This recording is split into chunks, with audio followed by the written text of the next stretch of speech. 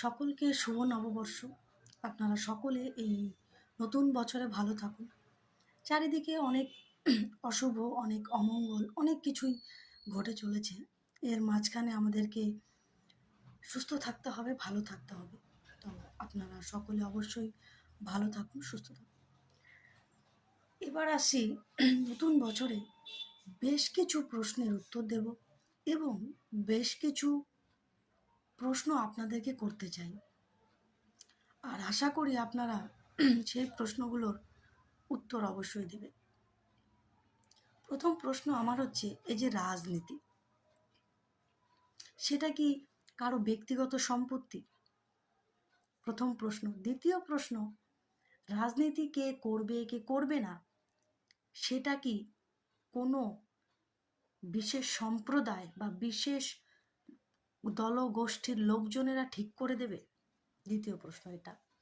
এবং আমার তৃতীয় প্রশ্ন, স্বাধীন দেশ, স্বাধীন ভারতবর্ষ, আমরা স্বাধীন নাগরিক।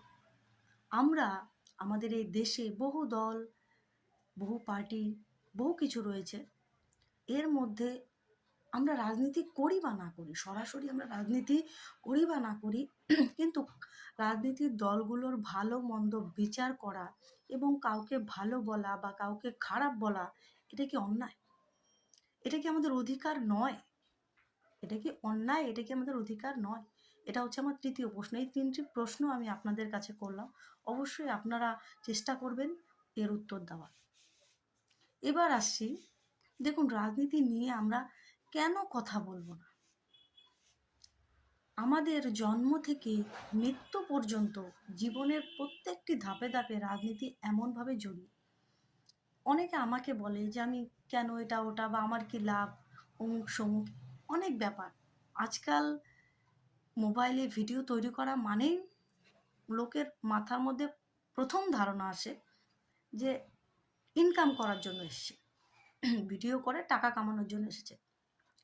বেসিক ধারণাই এটা। সেকেন্ড ধারণা হচ্ছে কোনো রাজনৈতিক দলের প্রোপাগান্ডা চালাচ্ছে, কোনো রাজনৈতিক দলকে সাপোর্ট করে তার হয়ে কথা বলছে, হয়তো সেখান থেকে কোনো মদত পায়। এটা হচ্ছে সেকেন্ড ভাবনা। আর থার্ড, এসবের বাইরে যেটা, সেটা হচ্ছে যে একটি মানুষ, এই যে আবার বললাম, একটি মানুষ স্বাধীনভাবে তার চিন্তাধারাকে সে সামনে রাখবে। কেন সে রাজনীতি নিয়ে কথা বলছে, তার পেছনে অনেক ইতিহাস আছে।